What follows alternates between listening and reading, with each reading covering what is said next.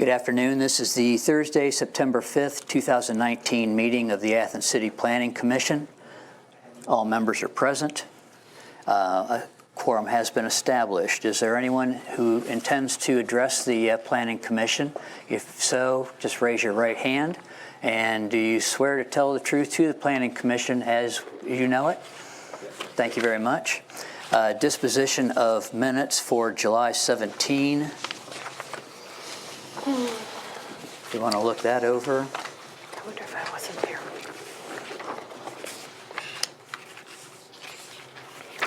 I will be recusing myself as I was absent. Okay. As was I. I'll make a motion for approval. Second. All in favor? Aye. Aye. So that's 3 votes for and 2 abstentions. Next would be the disposition of minutes for August 15, 2019.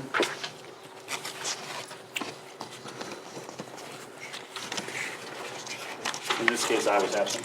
Okay. Any comments on August 15? I'll make a motion to accept. Second. All in favor? Aye. Aye. So that was Nancy. Okay, that would be 4 in favor and 1 absentee. Let's see, cases today. Case number 19-04, the BZA proposal for a small lot variance request. Good afternoon, Mr. Lance. Do you want to re-educate us on this? Yeah, what the BZA is proposing, because we already have small non-conforming lots, and we're getting a lot of cases where homeowners are wanting to do improvements to the properties, and they are getting refused because they can't meet any existing setbacks because the lots are already too small and there's no way to meet them. And the BZA is approving them 5-0 every time. It's kind of the same setup the Planning Commission did with the minor modifications, where, you know, now those are handled administratively instead of having to come back to the Planning Commission just because there was no major changes going on to the towers.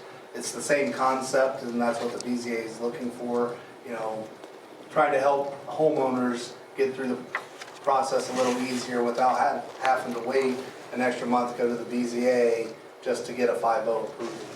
Okay. Mr. Stone, you were kind of spearheading this a little bit. On substitution, as far as the title that would fit in there, what title were you planning on or proposing? What I would recommend is the service safety director or his or her designee. And that's language that we use in other portions of the code. What that does is it places the responsibility with the service safety director. However, the service safety director in future administrations, should they see so fit to delegate, can do so. In most cases, it will be to the zoning administrator for this particular one. However, I don't think we need to say that. We can just put the service safety director or his or her designee. Okay. Ms. Bain? Thank you. I was going to ask Lance about the substitution. You're going to put this right under the table of bulk controls, are you? Thinking placement? Is that the way? You have language here somebody wrote. No, it's actually it'll actually go into I think it's 230502, which is not where the bulk controls are at. And this is specifically addressed at bulk controls, isn't it? Because you're not going to do uses at all. I've only seen 230502 used once, and that was on the corner of West State and Central, where Stewart. That's the only one I've seen in the last intervening years. It might have happened again. But that's only substituting uses, like an R for a B, a B2 for a B3, or, unless I was totally befuddled last night, and that's happened many times. But I think that this is an adjustment to the bulk controls, which is a much simpler thing, and it doesn't really belong, I don't think, in that particular. Well, there's a difference when you're looking at the substitutions and bulk controls, because if you're looking for a substitution, that's different than what a bulk control is already setting the requirement. A substitution is asking for something that's not anymore non-conforming. So they already have a non-conformity, so they're asking for something that's not any more non-conforming, which is a substitution. They're not asking for a change in the bulk control. What you would be asking for is a change in the bulk controls in the specific lot. I mean, to allow it to happen, to relax them for this person. Isn't that what you're asking? No, we're asking. You're not changing, I mean, it's not, the use is not the issue. The word use is driving me crazy. It was driving me crazy before, and it is now. It's the placement, you know, and the only thing I really objected to before was the one that was a separate structure. Now I'm making it sound like it's, and I left my stuff at home, I'm awfully glad it's here, but I don't think it fits there. Could we send it, I mean, I'd be willing to vote for it if we can get this adjusted, but you can have it 4-1 anyway. But I do think that the tenor of this, 230502 does not, it's not non-conforming use, it's a non-conforming structure. Right, but it also talks about buildings and enlargements, not just uses. Yeah, but it's still... There's a difference between the use and a building. And it's still R, or it's still B. You're not going to change that, because that would be a use variance, and you couldn't, nobody can do that. I mean, the zoning board probably could if they wanted to. You know, maybe it's just my picky Annie. Mr. Stone? I think I'd direct the board's or the planning commission's attention to the first sentence where we talked about the change in who it is earlier. We talk about a non-conforming use of another not more objectionable non-conforming use be made. And so, you know, what we're seeing and these examples that the code director brought forward in the previous communication when we talked about this are all situations where a homeowner is trying to make an improvement, and the improvement will be less non-conforming than what was previously there. And our process, because of 230502, sends them to the BZA when I or my designee could turn around and allow them to do something less non-conforming to our code administratively that just helps people improve their properties. And it's not going to, in my opinion, I don't think it's going to usurp the intent of the zoning code or even the powers of the BZA, because in all these instances that brought forward, the BZA passed these 5-0, and they say that makes all the sense in the world. Why'd you even have to come here? And the reason is because of this section of code. Well, and this is still going to be going through, initially, through the Department of Development and Code Enforcement. So Code Enforcement is going to have their eyes on this and seeing what the request is. And once you deem this as, yeah, this is less than non-conforming, then your recommendation under this would end up going to the Service Safety Director, to where then it would go through. This is one of the things, just for anyone who's watching today's edification, this is one of those things that came up through the larger meeting that we had with all the boards and commissions, where the director, or the chair for the Board of Zoning Appeals asked the question during that meeting, and that is, if we are identifying things that keep coming up in front of us and it ends up keep becoming a 5-0 vote in favor of this change, is this something that our eyes could help recraft or reform code? Because there's so many sections of code that we all know are antiquated, but not all those sections of code fall under a board or a commission. But this one in particular was one of those. And so, again, I value the opinion and the history base of the Board of Zoning Appeals for seeing something like this, much like we have seen time and time again with these minor cell tower renovations or modification, not renovation. Renovation would mean the footprint's getting bigger or it's getting taller. Well, that's a major modification, and that we said we're not going to take on with that being, again, the Department of Development and Code Enforcement would be able to sit there and look at these minor modifications, because all they're doing is swapping out antiquated antennas and putting new antennas on. This is very similar to that.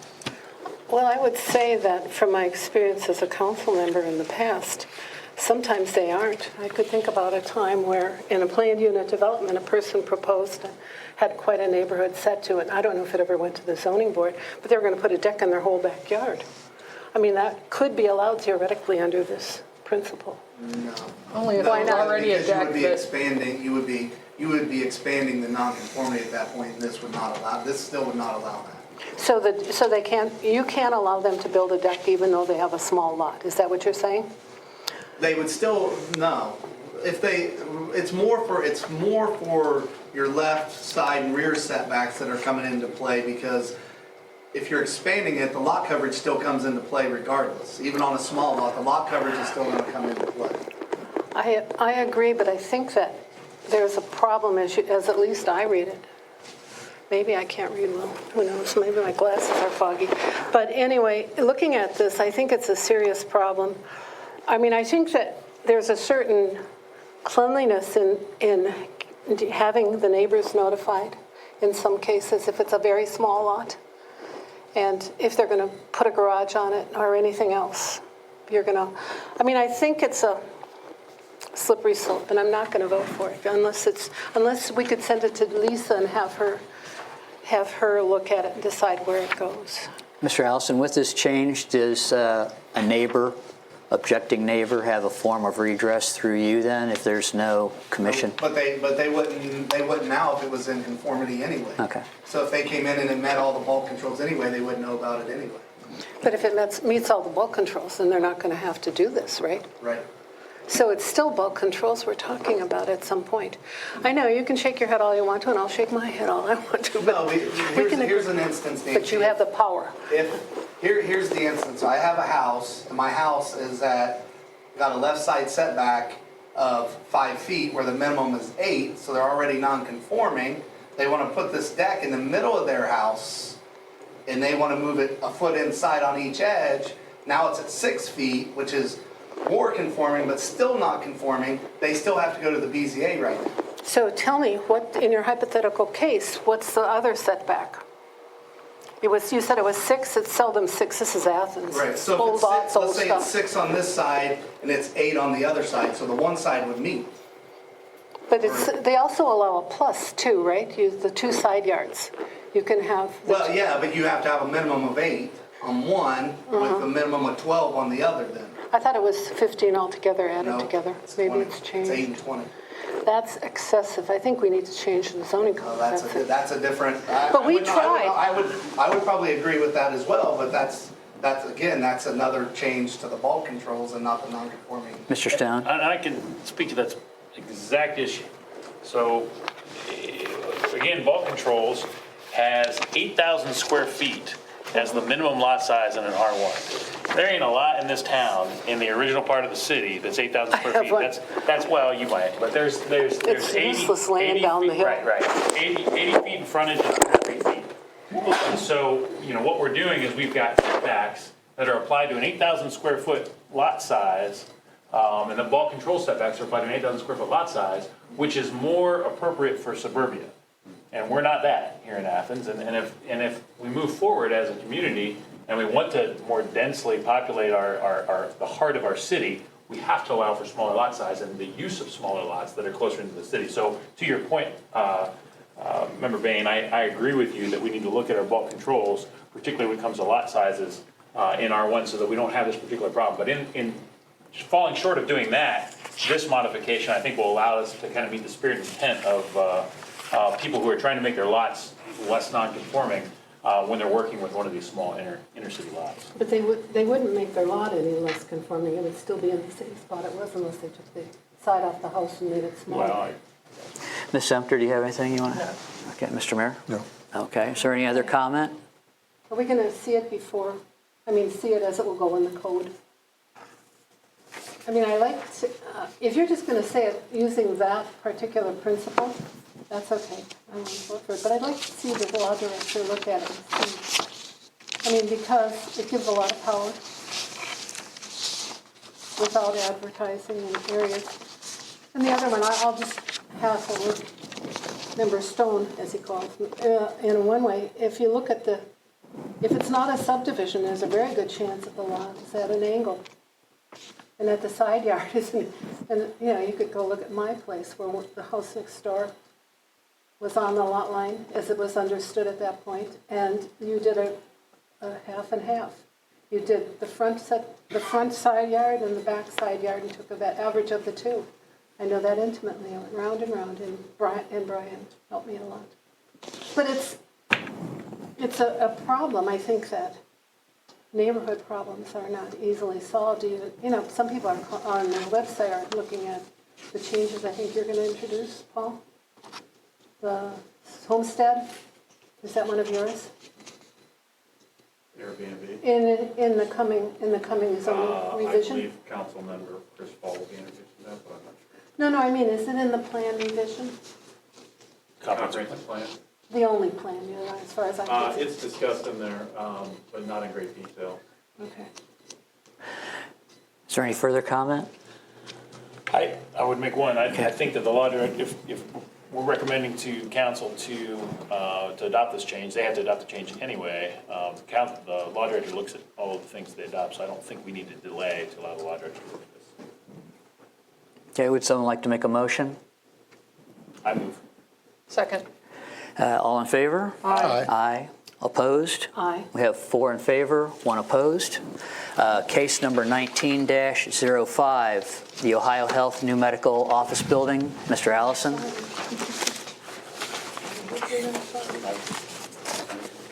So I can cover just, Okay, great. Thank you. Mr. Logue? we realized at a late time that because of transition within the code office in the last few months that we did not have a staff report rapidly, I rapidly put together a staff report for the back in the meeting. So since I assembled the report, I'll read it if that's okay.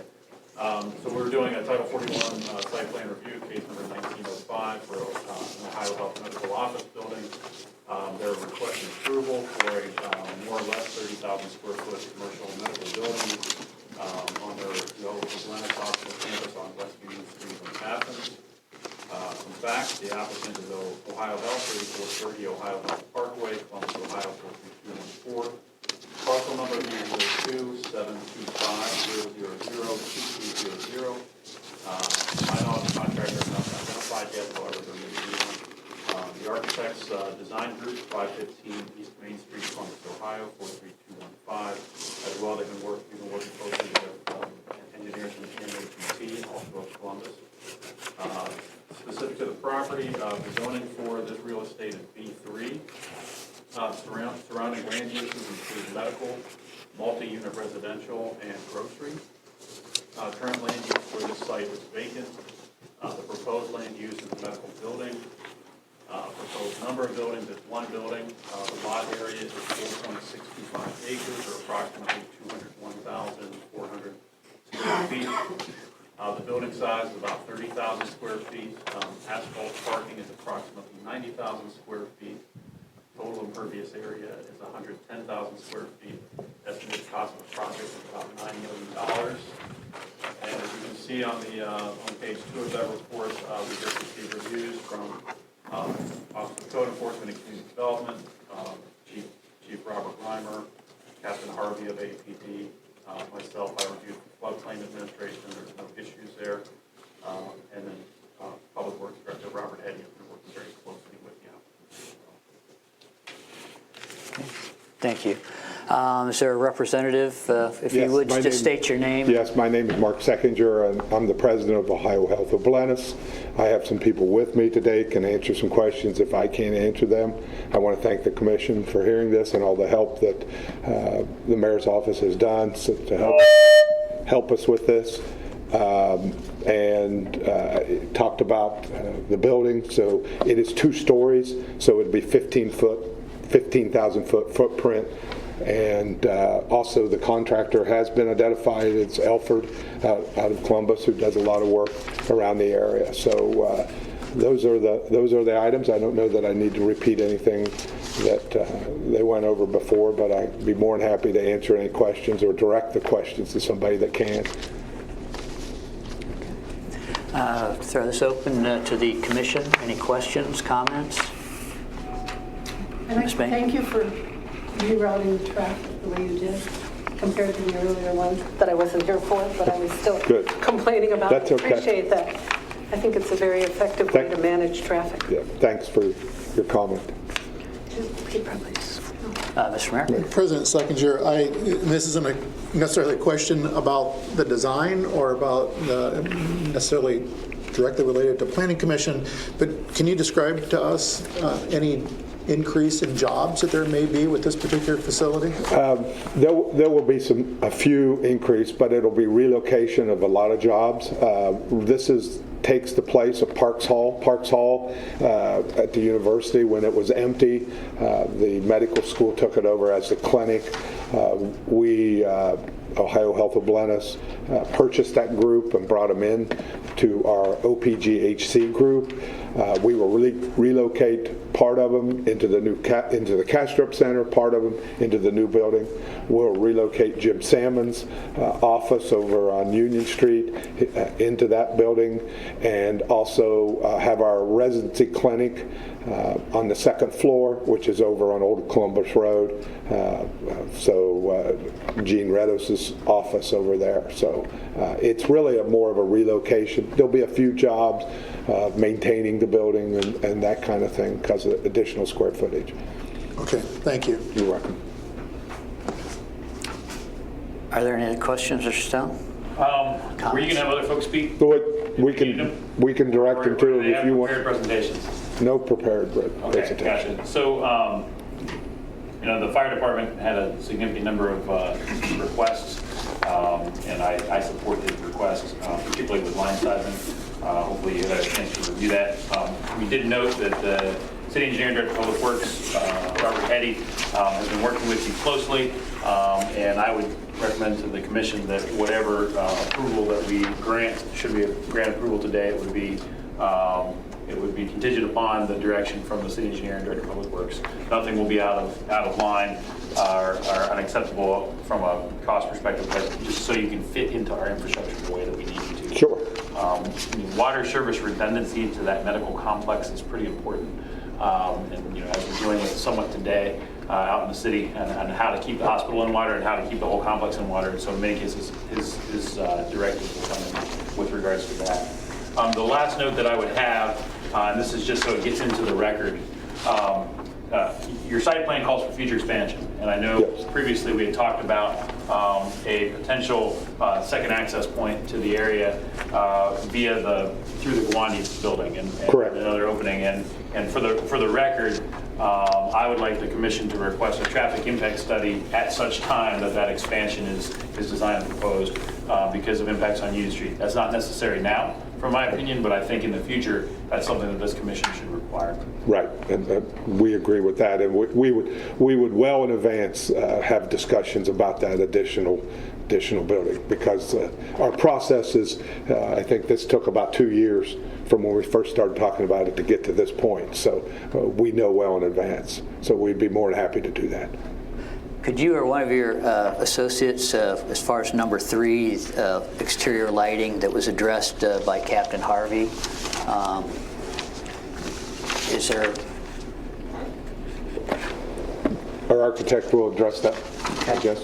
I think. If you could just state your name and the company you work for, please. Yeah, I'm Joe Meyer. I'm a project designer with Design Group. So I don't know that I have the specific. I just noted that in the report that the exterior lighting was Police Chief or Captain Harvey's biggest concern, and I wondered if you'd address that issue with him or with Mr. Stone. Or I'm sorry, I don't mean to interrupt. I think that the plans that we had did not show the parking lot lighting specifically. Okay. So you can take a look at that, and then if you can just speak to his comment. Maybe you have plans that have parking lot lighting, and we just haven't seen them. I don't think those have been developed at this time yet, but we would have the code required lighting, including the dimming after hours to meet energy code and energy codes. So I would need to look at the specific request for. That'd be contingent. Yeah, and I mean, you're constantly balancing, and we're constantly balancing lighting for safety and light pollution. So, our code and the zoning code has specific requirements for cutoff lights and least impactful, nighttime lighting, but at the same time, you got to have enough foot candles so that people remain safe in the parking lots after hours. Right. We'd like to review that, I guess, when it comes in. Okay. I was just going to say, we had submitted that photometrics with that as well. Okay, go ahead. I'm Katie Bauman with EMH&T. We had submitted that photometrics, but if in those comments that there's issues with that, we can go back to our design team and. Sure. Were the photometrics just the photometrics, or did you actually have the fixture? The fixture was on there as well. It was on there? Okay. Yes, it was. We'll take a look Okay. at that. Obviously, the chief might have missed that, or the captain might have missed that. Yeah, it was on that same page. It was down in the corner. Okay. It was this one sheet. Okay. Are there any comments, questions? I do have one comment, and I appreciate, President Secretary, you're working closely with the city on this project because as you're aware, and I think a lot of people are aware, that there will be some major changes to West Union in the near future. And so I appreciate your working with us to figure this out in the best way for it. I'm excited about this project. So we're excited about it because it brings it more of a medical campus instead of spreading out all over the community. Absolutely, and I think people are starting to recognize that Athens is becoming one of the hubs for healthcare delivery in southeastern Ohio, certainly within the Athens and the surrounding counties. So I think this is a good project. Thank you. Well, if there's no other questions, thank you very much. Thank you. Is there anyone who wants to put forth a motion? I will make a motion that we approve the case, approve the facility, pending any additional direction given by the city engineer and director of public works. Second. All in favor? Aye. Aye. Is that unanimous? Okay, it was unanimous. Thank you very much. Thank you. Moving on to communications, rezoning North Court Street. Mr. Mayor? Yes, you know, when I was on city council, one of the things in reading through the comprehensive plan, the first comprehensive plan, which was codified in 2006, 2007, somewhere in that time frame, and looking through it just to see where we were with our comprehensive plan, one of the things that kind of stood out to me was the fact that North Court Street, in other words, between state and Congress, which was in the comprehensive plan originally to be zoned in alliance with South Court Street, State Street down to Union, to be B2D, that for sundry reasons it was never accomplished. There was a history of that coming forward through this body in the past and going before council. But, you know, as I look at changes that have been made with some of the major points that were brought forward, one was storage parking in the surrounding areas, the other was noise. And since we have, you know, 24-hour parking in the city, we also have a excessive noise ordinance that's in place. I think that we've been very effective in eliminating storage parking from the North Hill area as well as elsewhere. As we look forward into the future, I know that we're trying to become a much more walkable community to alleviate the amount of cars that have to be parked uptown. One of the things with a B3 is that there has to be parking made available for the businesses on the ground floor, on the first floor. I was just walking up Court Street today, like I have had so many times before, and looking at the number of open parking spaces on that north block. There is plenty of parking that seems to be readily available most of the time up there, which could accommodate the businesses under a B2D change to North Court Street. You know, some of the other things as we're looking forward is the possibility in the future of Court Street possibly going two-way again. I think that something like this would help effectively make that even more possible by having a reduction in the parking that has to be accommodated for under the B2 or B3 model, B3 zoning. But I also see it as another way that we can continue to diversify our economy, to keep stimulating our economy by making it more attractive to businesses wanting to open up. And as most of us have seen, there's a lot of areas on North Court Street and on the periphery of North Court Street to where there are parking lots that sit there, by and large, not 100% used, but those parking lot areas, which is flat parking space, those are there by and large, because of the B3 zoning of this. I've asked our city planner, Paul Logue, to map out for us all. Everyone should have the map of what is being explored to be changed from B3 to B2D. And it would be, since the viewing audience can't see this, I'll kind of try to describe it to you, that it would go from from State Street up to Carpenter, and then it would go basically east along Carpenter to Grosvenor, and then it would end on the north side of Grosvenor there, but continue down to East State Street on the south side of Carpenter, up East State Street, and then down Fern to again create a B3, a B2D zone in the uptown area that is going to really give relief to the properties for under the B3 for their parking requirement. And again, this is also, just to share, this is what is currently in the 99% completed 2040 comprehensive plan. So we're looking at 2 comprehensive plans that are speaking to the fact that North Court Street should be rezoned from B3 to B2D. Thank you, Mr. Mayor. Is there any comment initially here from the commission? From Mr. Allison or Mr. Logue? Only one other comment, just to the mayor's point. A few big changes that have occurred since the last time this was discussed. One of which is the biggest one is probably the expansion of the Athens public transit system, which back in 2010 was a very, very small project, and is now, because of the Bobcat Pass and the relationship that public transit has set up with the large apartment complexes, has brought, I mean, we've got like 400,000 or 500,000 people per year using Athens Transit, whereas back in 2010, I think we would have maybe 10 or 15,000 people using it. And so we've seen a lot more of this change towards, especially with the students, of less reliance on the automobile. Would making this move do something towards the density issue that you say the city would like to work on in the future, as far as creating a little more density within the city? I think it can create a little bit more, yeah.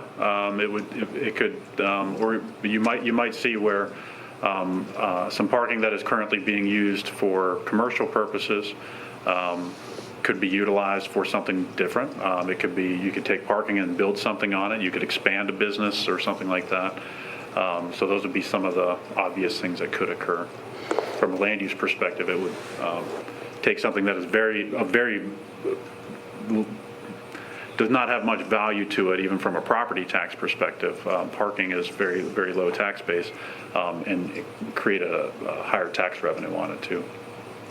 Mr. Stone, could you speak to this from your experience? As we watch just the U.S. economy change with the advent of e-commerce, obviously all of our central business districts and all of our small towns around the United States, if you don't do things to change them and to make them attractive and vibrant and useful, they die. You kind of already had the first shift that happened here in Athens. I would argue really kind of over the last 40 to 50 years, with the movement of your primary place of commerce for retail shifting from the central business district to a more suburban location with the periphery of the city, primarily East State Street. And we've had to shift the focus of the central business district more towards an entertainment, restaurants, small offices from retail. I think we're going to see that shift happen again with e-commerce, and I think it's very important that we're constantly looking at what things we can do to make our central business district vibrant and attractive as a place to do business. One of those ways is to have it be dense and have people live there, live, work, play. They talk about that in a lot of urban environments.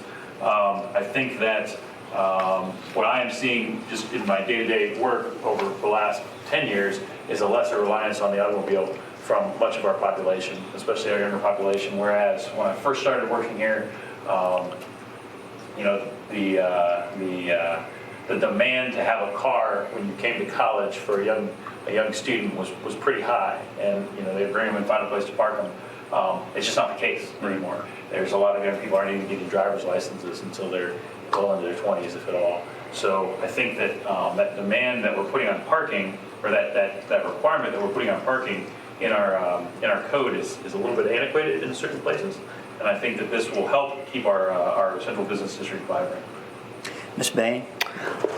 I'm not going to be nearly as philosophical as you, but I'm going to say, why don't you take B3 down to State Street? Why wouldn't you do that? South, you know, from Fern Alley. Not from Fern Alley, whatever that's the other one. And because I've driven back there, I went to pick up something for George at the T-shirt shop, and there's a lot of kind of open space there, not very well. Yep, that's the one. So actually make it a little bit bigger, come all the way to State. Yeah, if you know. And we already have those huge buildings, and I don't know where those people are parking.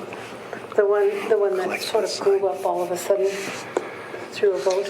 The other thing is, I'm happy to see that you haven't taken the south end of Grosvenor, because that is allocated parking, and I would like to remind everybody that we did suggest that Family Dollar, the building next to Family Dollar, also has allocated parking. And so I don't see, maybe they won't remember when they come in with their appeal, but this is all, I mean, it was very well choreographed. I hardly believed it when they came through that it was going to work that way, but If I were to draw what you're describing, would include Yep. the restaurants here? Okay. yeah, and it would also go over to here. Okay, gotcha. I'll Get make rid the of the- sketch and I'll provide. You don't have to do it. I mean, I don't necessarily, I personally think that the talk about parking, just like a lot of things people say about millennials, is probably overstated. But that's just me. Mr. Mayor? I just have one more comment to make, and this isn't a spoiler alert by any stretch of the imagination, but council will be seeing legislation coming forward soon about a special improvement district, and this aligns itself well with the special improvement district's boundary, because the special improvement district, which is a district that allows for property owners to pay into basically through a 501c3 to pay for beautifications within set boundaried space. And the special improvement district does go all the way up to all the way up to Carpenter Street. And so again, it helps with that alignment so that the southern blocks, so from Union all the way up to State Street, which are part of the special improvement district, that were in alignment with the changes that could occur through beautification projects, through possible sidewalk renovations, through lampposts, through whatever, that it all is working in unison with each other under a B2D zone. Are they going to have a coordinated plan? The special improvement district? Yeah, because we've had them before. Absolutely. No, it has to be. It's constructed as, again, there's a 501c3, and with that 501c3, there's also a board, I believe under Ohio Revised Code, it's a minimum of 7 board members plus the mayor and a city council member who sits on that board. But the board members are property owners within that prescribed area, and so it is unified. So everything will have a high level of consistency as to what happens within that area. And we'll see. Okay. Member Zemke, do you have anything? I'm concerned. Okay. I'm concerned about the parking still. Is there anyone in our audience who wishes to speak to this? Just come to the podium and state your name and address, please. Sure. My name's Jack Stoffer. I live at 69 Elmwood Place. I'm actually here to talk about the Airbnb thing under communications. I only found out about the rezoning because I called up here this morning to find out how I would get to address the Airbnb communications when I found out that the changing of the zone on North Court Street was on the agenda. I'm not here to speak directly against the rezoning of Court Street, from B3 to B2D. In the past, whatever number of years ago, I think I heard the number 10 a little bit ago, I was against the rezoning of it at that time, and it did indeed fail. The reason I was against it at that time, and again, I haven't had time to research this because I just found out an hour or two ago, that I think the mayor and everybody made some good and or possibly valid points about the positives. What I was concerned about back then, and what may indeed be my concern now, if I have one, would be the reduction of the use and the types of businesses that can be allowed in any given zone. In other words, 10 years ago, or whenever that was, when I studied it, the book said that X number of these kind of businesses are allowed in B3, and there's certain kind of businesses that are not allowed in B2D. So if I have a concern, and I need to study this out, or maybe you guys want to give me information now, that you are not trying to reduce the options for the use of the existing buildings in the B3 zone as we have it at this time. And maybe somebody wants to address that. Mr. Allison, I would have to look at that to see if there was any differences for uses between the B3 and the B2D. Well, if the book hasn't been changed in the last 10 years, there are definite differences. I just haven't been paying attention. This kind of snuck up on me, and I'm not ever in favor of somebody taking anybody's, including my, property rights. When you have options, you have value. And when you have less options, you possibly have less value. I don't believe in less value for someone who's already purchased something and is enjoying it as it was when they purchased it. That's my concern. There are use differences to your point, and those there's been very few changes, if any, in the last 10 years. I think we had one about internet cafes, which have been outlawed by the state of Ohio in that time period. But yeah, there are some things that can be done in a B3 zone that cannot be done in a B2D. There's some advantages to B2D that you cannot have in a B3 as well, parking being one of the bigger ones. There's some differences with respect to signage and the bulk controls and things like that. There's all points made by all people seem to be positive. Yeah. What I'm trying to point out is I don't want there to be negative repercussions to me or anybody else who bought property with options, and when they have their options reduced, they have their options reduced. And if they have their options reduced and it's something they want to do and it gets taken away from them, to me, that's a taking of property or a taking of value or a taking of options, and that would be my basis to oppose it. But maybe you don't have to. Maybe you can leave those options in there and do everything you want to do. I don't know. I'm not educated, and I'm not damn sure not educated in government movement.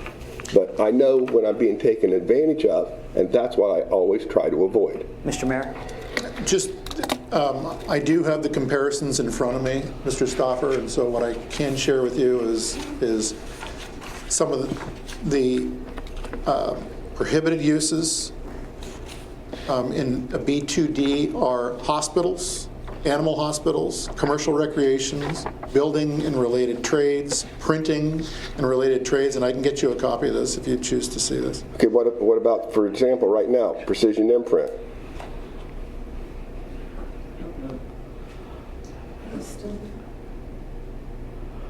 See, that's a for example. They're not, I'm not sure what all's out there, and I'm not sure what I'm thinking for my future. So they're correct, as the planner was just saying, they're not in the map currently. She just recommended it. These are things we can look at. Again, I'm not here to raise hell. I'm here because I don't want any property rights taken from me or anybody else. understood.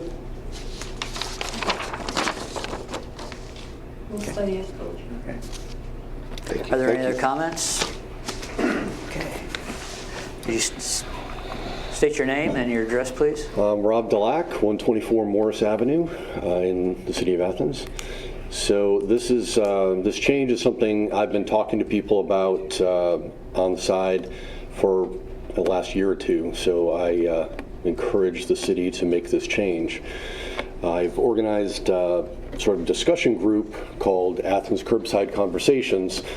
And one of our conversations a couple months ago, I think it was in June, was a stroll through Uptown, I called it.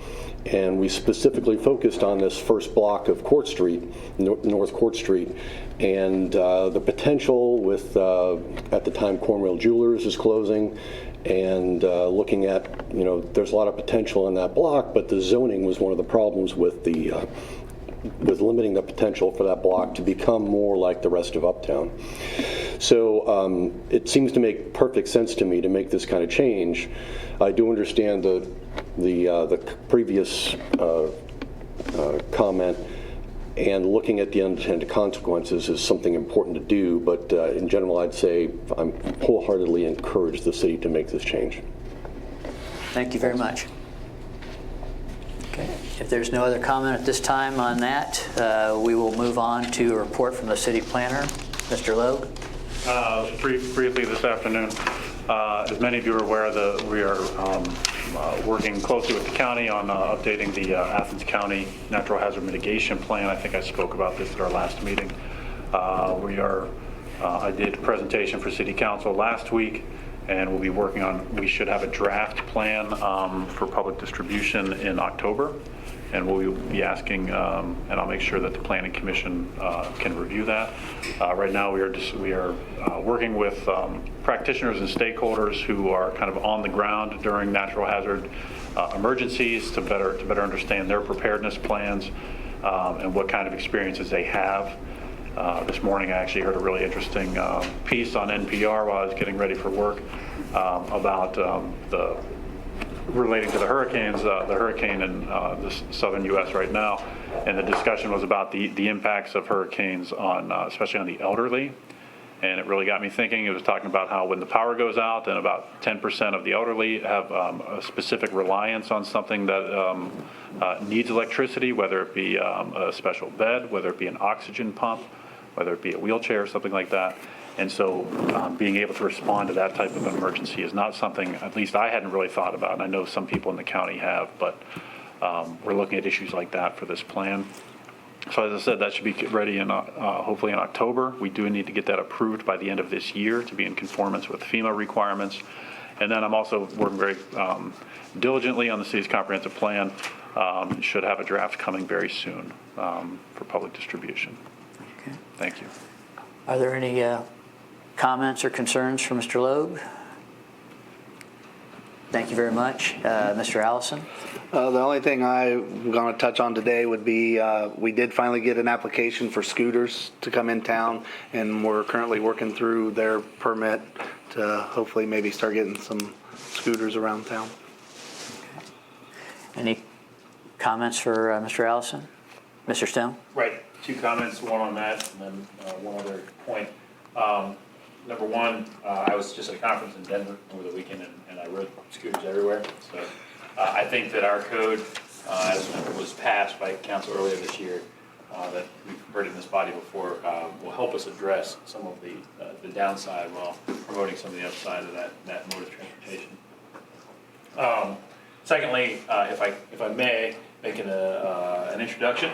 So David Riggs is the new director of Development and Code Enforcement, and Lance is I don't know if joyfully is the right word, but he is with relief stepping down from his interim role, but he certainly has served the city well.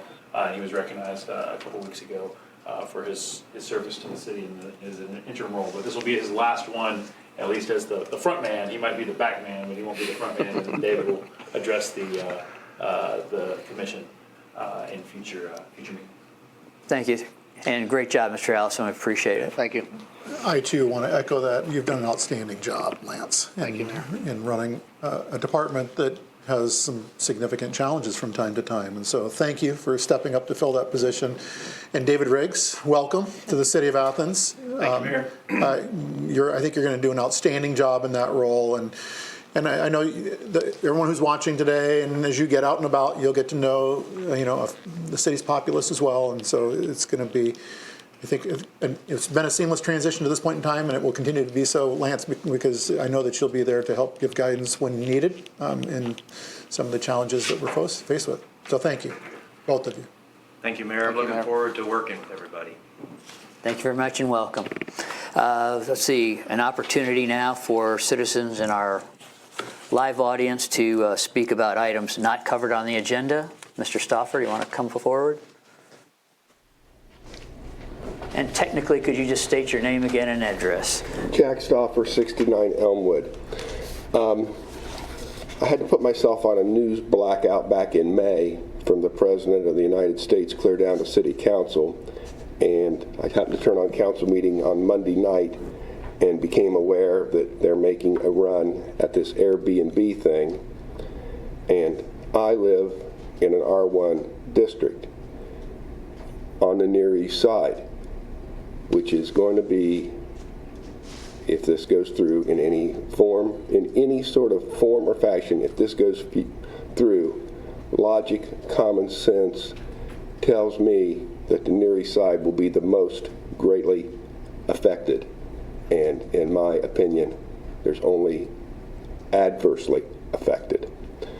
So I'm here for that reason. And I know I'm under the impression that we're not going to get into a discussion about all of those things today, but that you guys were going to either at this meeting, which I was unsure of, or a future meeting, discuss, I don't know how all this government stuff works, but I'm under the impression that you guys are going to review this list of definitions that I have in front of me that was provided to me by another citizen. And I see guest night, guest room, homestay, short-term rental, and tourist home. So are you guys going to be the ones that read and tweak or approve these definitions? Is that the first step? Mr. Mayor? I can address that for you, Mr. Stauffer. So this body will take this up as a communication, and after taken up as a communication, which will afford opportunities for citizens to speak on this, this body, under the direction of the chair, will decide whether or not we need to hold a public forum to address this, and we have 30 days of open forum that we could enact. Again, that's up to the decision of this body as to whether to do that.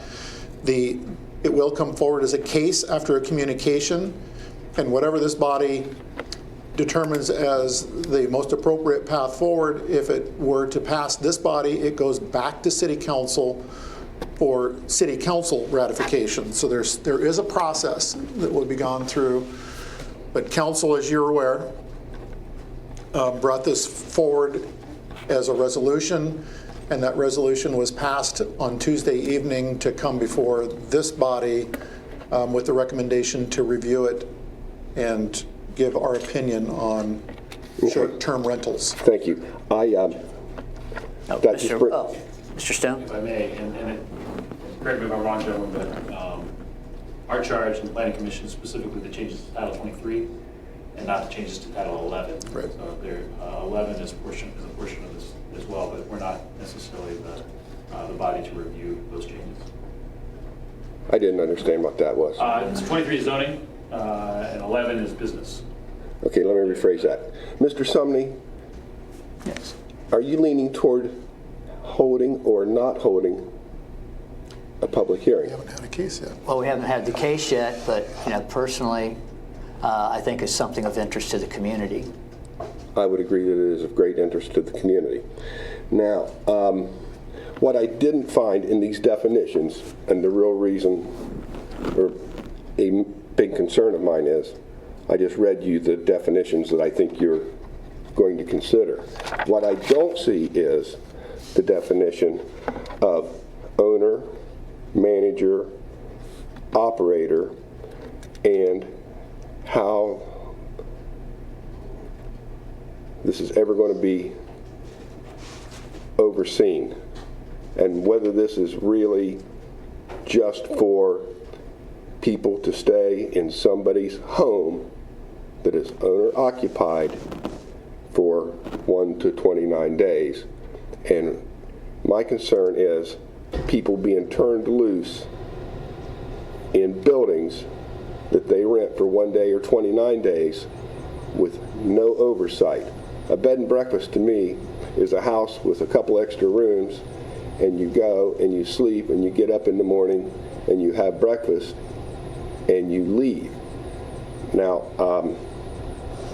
but I don't see a definition of manager, owner, or